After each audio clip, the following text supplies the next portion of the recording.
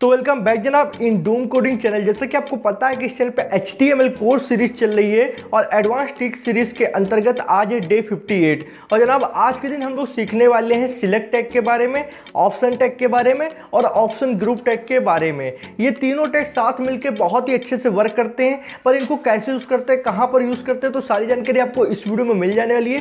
चलिए अपने वीडियो को स्टार्ट करते हैं बिना समय गवाए। तो जनाब हम लोग आ चुके हैं अपनी मोबाइल की स्क्रीन पर। चलिए मैं आपको बताता हूँ कि आपका सिलेक्ट टैग, ऑप्शन टैग और ऑप्शन ग्रुप टैग क्या होता है। तीनों टैग को बहुत ही आसानी से आपको समझा देने वाला हूं। बस आप वीडियो पे आ गए हो तो आपको लास्ट तक देखना है। उसके बाद मेरी टेंशन है कि आपको किस तरीके से समझाना है। आपको कोई सा भी कोड एडिटर खोल लेना है पहले, उसके अंदर आपको ये बेसिक कोड लिख लेना है। बेसिक कोड क्या होता है, जो कि आपके HTML का बॉयलर प्लेट कहलाता है और ये इनिशियल कोड कोई भी HTML पेज बनाने के लिए लिखा ही जाता है, ठीक है। तो इसलिए आपको इतना कोड लिख लेना है। और उसके बाद में अब हम लोग सबसे पहले बात कर लेते हैं सिलेक्ट टैग के बारे में, ठीक है। उसके बाद हमारा जो ऑप्शन टैग होता है उसके बारे में, देन ऑप्शन ग्रुप टैग के बारे में। तो ऑप्शन टैग और सिलेक्ट टैग में क्या अंतर होता है। सिलेक्ट टैग एक ड्रॉप डाउन लिस्ट तैयार करता है। ड्रॉप डाउन लिस्ट क्या होती है कि आप उस पर क्लिक करोगे तो उसके अंदर बहुत सारे आइटम्स होते हैं, वो आइटम आपको शो कर देगा, ठीक है। अब आपने सिलेक्ट टैग की मदद से ड्रॉप डाउन लिस्ट तैयार कर ली, पर उस लिस्ट के अंदर जो आप आइटम डालेंगे, मान लीजिए मैं बहुत सारी प्रोग्रामिंग लैंग्वेज डालना चाहता हूँ उस लिस्ट के अंदर, तो मैं वो आइटम कैसे डालूंगा, तो वो आप डालोगे ऑप्शन टैग की मदद से, ठीक है। देन अगर आप उस ऑप्शन जैसे बहुत सारे आइटम डाले हैं उनको आप कैटेगरी वाइज करना चाहते हो कि वेब डेवलपमेंट के लिए कौन सी प्रोग्रामिंग लैंग्वेज है, ऐप डेवलपमेंट के लिए कौन सी है, तो आप उनको ऑप्शन ग्रुप टैग से यूज़ कर सकते हो, ठीक है। उसको OPT ग्रुप कहते हैं, ठीक है। अब यहाँ पे मैं आपको चलिए करके दिखाता हूँ। सबसे पहले आपको यहाँ पे एंगुलर ब्रैकेट बनाना है इस तरीके से और आपको सिलेक्ट टैग इस तरीके से करना है, ठीक है। अब यहाँ पे इसको बैक स्लैश लगाना है, क्लोज कर लेना है, इतना हो गया। अब इसके बीच में हम लोगों को कई ऑप्शन टैग बनाने पड़ेंगे जिसमें हम लोग हर ऑप्शन में एक एक आइटम डालते जाएंगे, ठीक है। तो करीब हम लोग 6 बनाने वाले हैं। आपको अगर भाई 6 क्यों बना रहे हो तो अभी वीडियो के अंदर समझ में आ जाएगा, ठीक है। तो आपको एंगुलर ब्रैकेट इस तरीके ओपन करना होता है, फिर यहाँ पे लिखना होता है ऑप्शन, ठीक है। देन आपको यहाँ पे एक ब्रैकेट बनाकर एंगुलर ब्रैकेट इसको क्लोज कर देना होता है। अब इस ऑप्शन के बीच में आपको उस आइटम का नाम लिखना है। जैसे मैं HTML की लिस्ट बनाऊंगा तो HTML की नहीं, यहाँ पे मैं एक तरीके से कोडिंग लैंग्वेज की लिस्ट बना रहा हूँ, ठीक है। तो HTML मैंने पहला आइटम डाल दिया लिस्ट के अंदर, ठीक है। ये पूरी ड्रॉप डाउन लिस्ट है, उसके अंदर पहला आइटम पड़ चुका, दूसरा आइटम डालते हैं। तो आपको इसी तरीके से आपको एंगुलर ब्रैकेट के अंदर ऑप्शन टैग लिखना है, देन यहाँ पे CSS दूसरी लैंग्वेज डाल देते हैं, देन इसको बैक स्लैश लगा क्लोज कर देंगे, ठीक है। तो आपको यहाँ पे हर चीज़ों का ये ध्यान रखना है कि स्पेलिंग सही लिखना है तो टैग आपका सही से लिख जाएगा, ठीक है। यहाँ पर फिर एंगुलर ब्रैकेट बनाएंगे, फिर ऑप्शन टैग लिखेंगे। ऑप्शन लिखने के बाद अब यहाँ पर हम लोग लिखते हैं जावा स्क्रिप्ट, ठीक है, और यहाँ पे लगा देते हैं बैक स्लैश, जिससे ये टैग क्लोज हो जाएगा।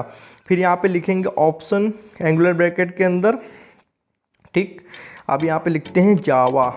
अब मैं काफ़ी सारी प्रोग्रामिंग लैंग्वेज के आइटम्स बना रहा हूँ, ये भी हम लोग समझेंगे बाद में कि इतनी सारी लैंग्वेज मैं यहाँ पे क्यों आइटम के अंदर डाल रहा हूँ, ये ज़रूरी होता है, ठीक है।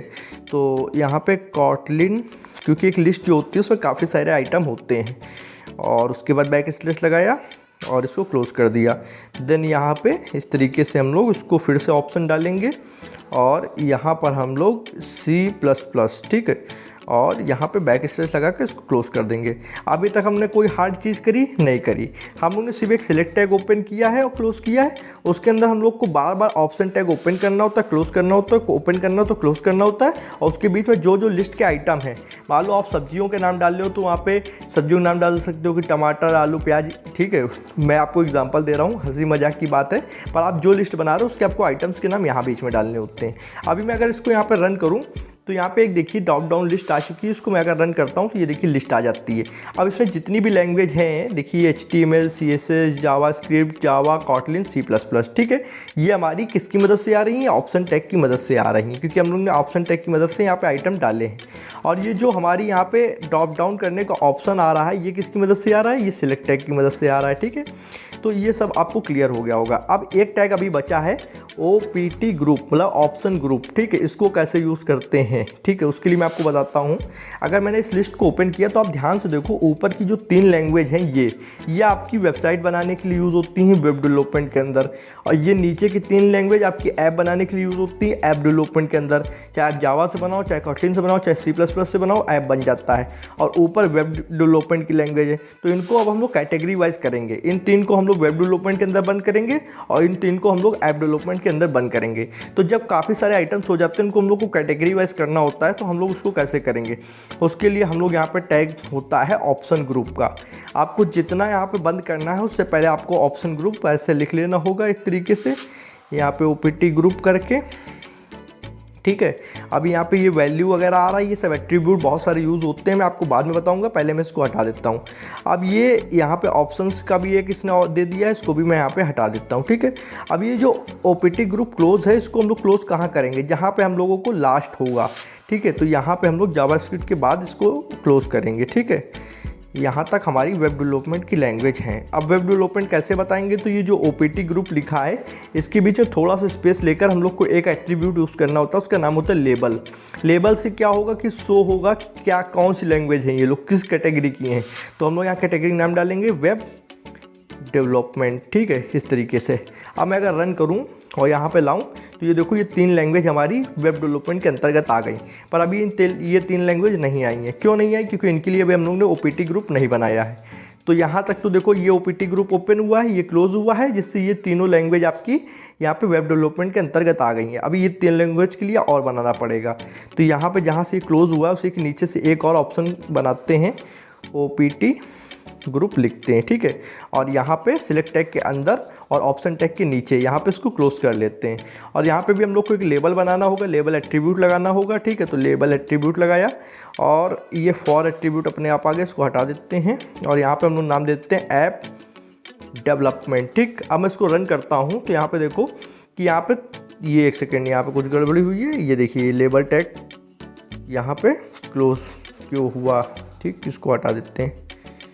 अब यहाँ पे आप देखो, ये जो है इसको हटा देते हैं, ठीक है। ये लेबल टैग बन गया था ना कि एट्रीब्यूट। और अब यहाँ पे इसको रन करते हैं, क्या हो रहा है, ये label okay okay okay okay, ये यहाँ पे लिखना चाहिए, हम लोग ने गलत जगह इसको लिख दिया है। ये लेबल को ये हम लोग ने क्लोज टैग के अंदर इसको लिख दिया था, ठीक है। इस क्लोज टैग के अंदर इसको नहीं लिखना है, इसको यहाँ पे लिखेंगे ओपन टैग यहाँ पे है, ठीक है। ये सब चीज़ें छोटी छोटी होती हैं, हम लोग को यहाँ पे लेबल एट्रीब्यूट लगाना है और यहाँ पे हम लोग लिख देते हैं यहाँ पे ऐप डेवलपमेंट, ठीक है। अब मैं इसको रन करता हूँ तो ये आ जाएगी, ठीक। अब ये दोनों बढ़ चुकी हैं। ऊपर की 3 लैंग्वेज जो है वो वेब डेवलपमेंट के अंतर्गत आ गई हैं और नीचे की 3 लैंग्वेज आपकी ऐप डेवलपमेंट के अंतर्गत आ गई हैं। तो आई होप आप ये समझ गए होंगे कि कहाँ पे ऑप्शन टैग यूज़ करना है, कहाँ पे सिलेक्ट टैग यूज़ करना है, कहाँ पे ऑप्शन ग्रुप टैग यूज़ करना है। ऑप्शन ग्रुप टैग जब आपको यूज़ करना है जब आपको आइटम्स को कैटेगरी वाइज करना हो, ऑप्शन टैग जब यूज़ करना है जब आपको आइटम्स डालने हो, और सिलेक्ट टैग जब करना है जब आपको वहाँ पर ड्रॉप डाउन लिस्ट बनानी हो, ठीक है। इतना आपको क्लियर हो गया। अब मैं आपको यहाँ पे कुछ एट्रीब्यूट्स बताता हूँ जो कि काफ़ी ज़्यादा यूज़ किए जाते हैं, ठीक है। तो यहाँ पे जैसे कि अभी ये देखिए कि हमारे पास ये देखिए 3 ऊपर वेब डेवलपमेंट की और 3 ऐप डेवलपमेंट की लैंग्वेज है। अभी मैं आपको क्या पढ़ा रहा हूँ, वेब डेवलपमेंट। अभी मैं ऐप डेवलपमेंट नहीं पढ़ा रहा हूँ, ठीक है। तो मैं थोड़ी देर के लिए ऐप डेवलपमेंट जो है इसको डिसेबल्ड कर दूंगा अपनी वेबसाइट के अंदर। तो वो कैसे करना होता है, उसको करने के लिए आपको कुछ नहीं, ये ऐप डेवलपमेंट वाला जो आपने OPT ग्रुप टैग यूज़ किया है इसके आगे आपको डिसेबल्ड लगा देना है, ठीक है। जैसे ही आप लगाते हो तो ये देखना ये डिसेबल्ड हो जाएगा, यूज़र इसको सिलेक्ट नहीं कर सकता है। इन 3 में से तो किसी को सिलेक्ट किया जा सकता है पर इनको नहीं किया जा सकता है। और ये 3 हाईलाइट भी हो रहे हैं, ये 3 हाईलाइट नहीं हो रहे हैं, ठीक है। इतना आपको समझ में आ गया। ये है आपका डिसेबल्ड एट्रीब्यूट पहला, ठीक। अब मैं इसको हटा देता हूँ डिसेबल्ड को। अब एक एट्रीब्यूट होता है मल्टीपल एट्रीब्यूट। क्या होता है कि जब यहाँ पे आप इसको रन कर रहे हो तो अभी यहाँ पे HTML सिर्फ लिख के आ रहा है, ठीक है। जैसे ही यहाँ पे अभी हमने इसको खोला नहीं है, बिना खोले यहाँ पे सिर्फ HTML लिख के आ रहा है, और जब इसको खोल लेते हैं तो सारी लैंग्वेज आ जाती हैं, और बिना खोले इसको देखो HTML आ रहा है। तो मैं यहाँ पे मल्टीपल एट्रीब्यूट का यूज़ करूँगा सिलेक्ट टैग के अंदर, ठीक है। मैंने यहाँ पे मल्टीपल लिख दिया और मैं इसको रन करूँगा तो यहाँ पे देखिए 0 सिलेक्टेड आ रहा है। 0 सिलेक्टेड मतलब कि कोई भी सिलेक्ट नहीं हुई है, ठीक है। अब यहाँ पे मल्टीपल के क्या मतलब है कि देखिए एक साथ कितने सारे ऑप्शन सिलेक्ट किए जा सकते हैं। आप समझना कि ऐसे तो एक ही ऑप्शन सिलेक्ट कर पा रहे थे, पर ऐसे यहाँ पे आप मल्टीपल ऑप्शन सिलेक्ट कर सकते हो। और यहाँ पे देखिए अभी 0 सिलेक्शन दिखा रहा है। इससे क्या होता है कि आप एक साथ कई लैंग्वेज को यहाँ पे चूज़ कर सकते हो मल्टीपल एट्रीब्यूट से, ठीक है। अब यहाँ पे इसको हटा देते हैं और अब हम लोग को एक एट्रीब्यूट मैं आपको बताऊंगा, वैल्यू एट्रीब्यूट। वैल्यू एट्रीब्यूट मैंने आपको अच्छे से पढ़ा रखा है पिछले कोर्स के अंतर्गत। वैल्यू एट्रीब्यूट हम लोग ऑप्शन टैग के अंदर यूज़ करते हैं।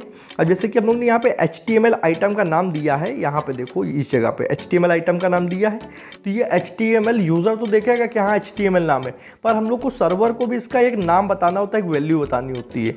तो आप सर्वर को बताने के लिए इसका वैल्यू कैसे यूज़ करोगे, तो उसके लिए वैल्यू एट्रीब्यूट यूज़ करेंगे, ठीक है। यहाँ पे वैल्यू लिखा और वैल्यू के अंतर्गत आपको इसका सर्वर पे एक नाम बनाना होगा कि जो सर्वर पे ये दिखाई दे।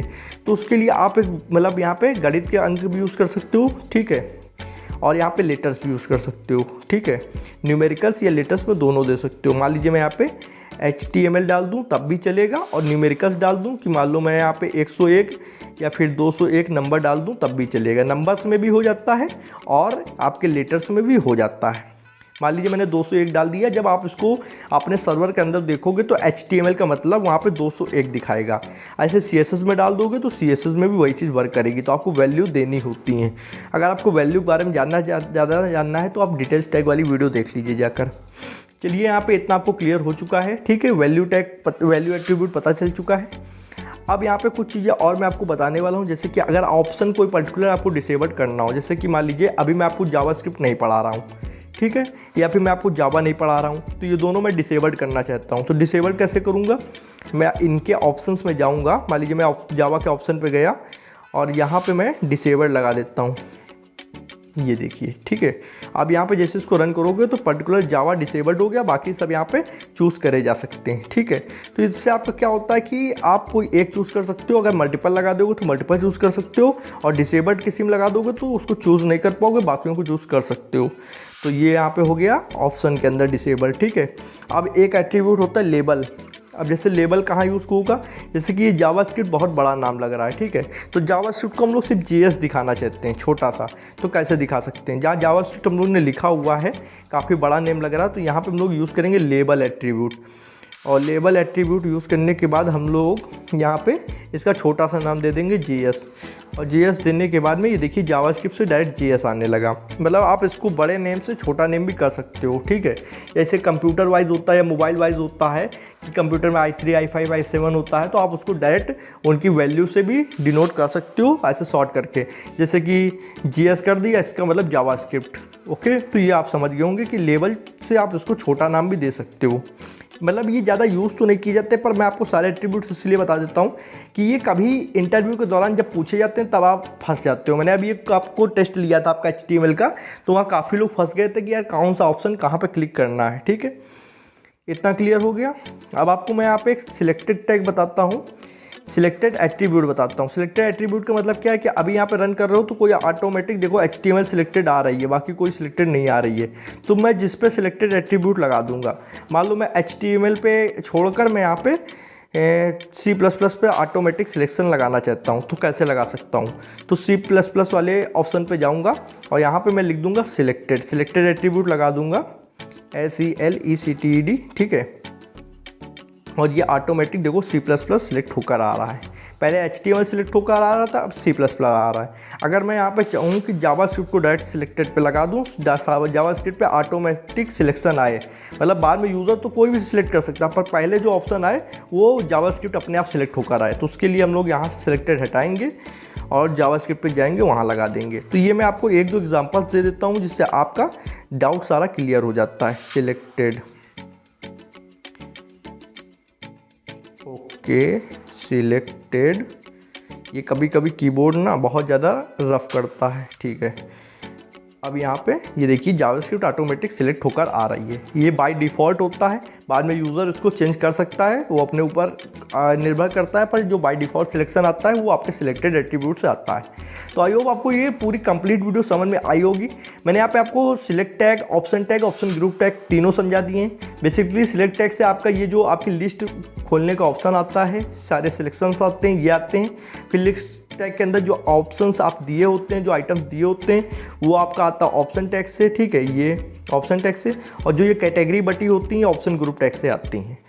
तो आज की वीडियो कैसी लगी आप प्लीज़ एक लाइक करके मुझे समझा सकते हो कि हाँ आपको समझ में आई है नहीं आई। कमेंट में फीडबैक भी दे सकते हो। आपके एक लाइक से मुझे बहुत ज़्यादा मोटिवेशन मिलती है जनाब। और प्लीज़ चैनल को कर लो सब्सक्राइब, बेल आइकन को पे, जिससे आने वाले इंटरेस्टिंग कोडिंग वीडियोस और कोर्सेज की नोटिफिकेशन आप लोग को मिल जाएगी। आज की वीडियो में जनाब इतना ही था। Thanks for watching friends. जय हिंद, जय भारत।